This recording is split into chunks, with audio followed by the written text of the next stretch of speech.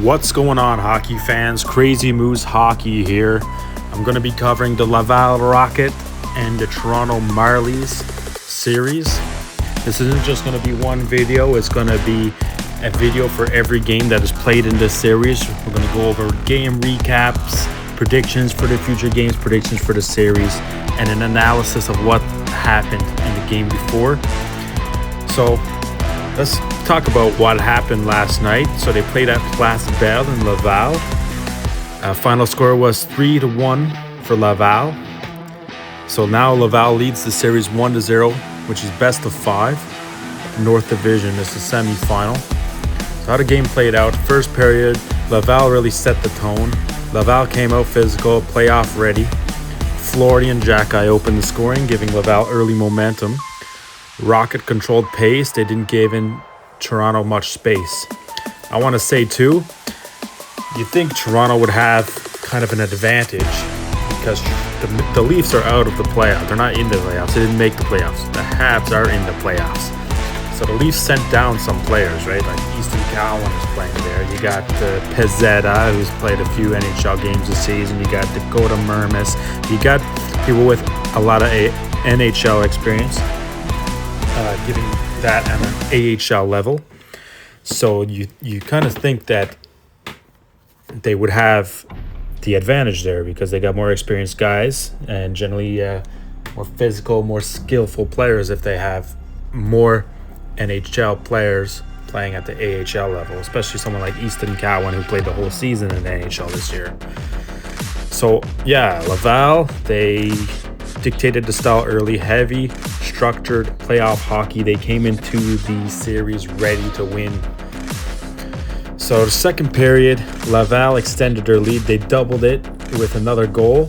So they put Toronto on their heels. They had a strong forecheck. They give pressure, making the Marlies make mistakes.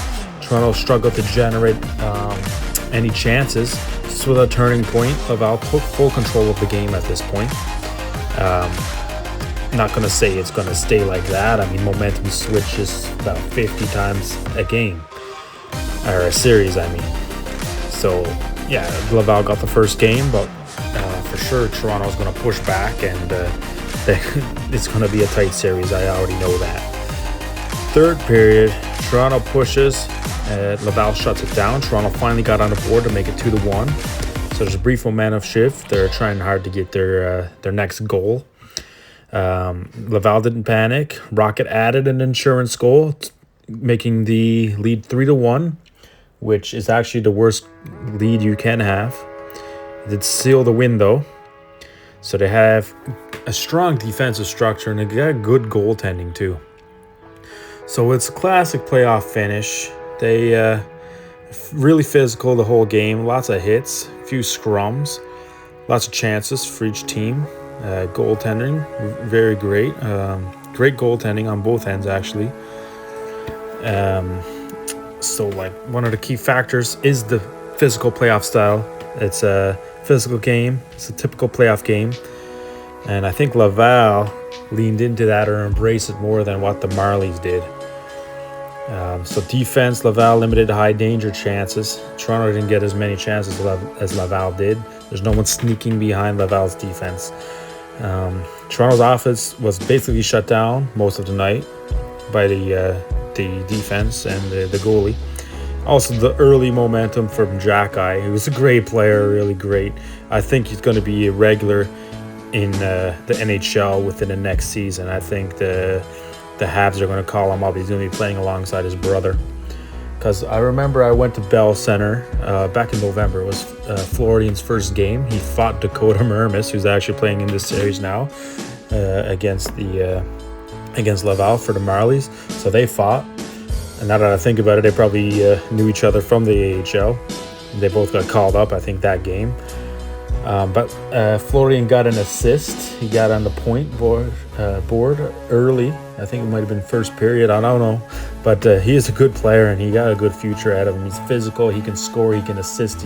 He's a strong skater as well.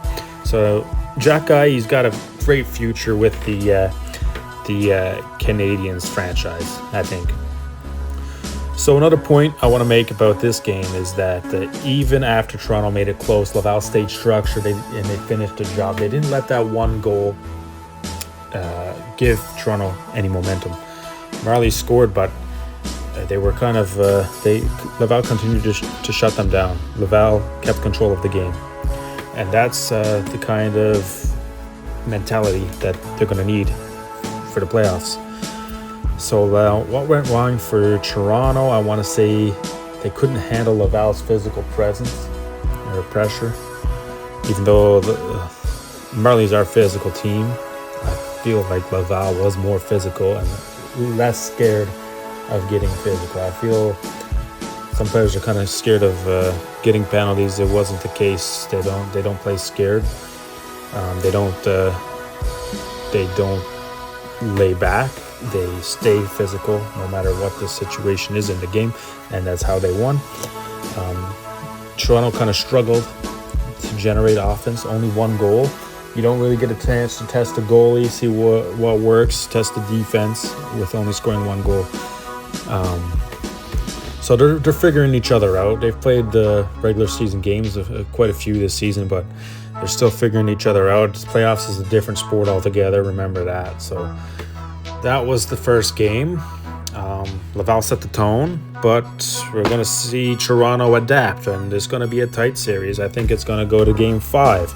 I really do think that, and I think every game is going to be pretty intense. It's going to be physical and relatively close. We're talking 3-1 scores, 4-2, 4-3, maybe a few overtimes. So next game, Toronto can't fall behind early. They chased the game the rest of the night.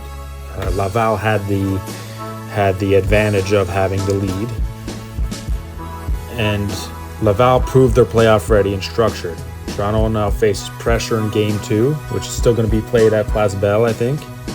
So if Laval keeps this style, they'll keep control of the series.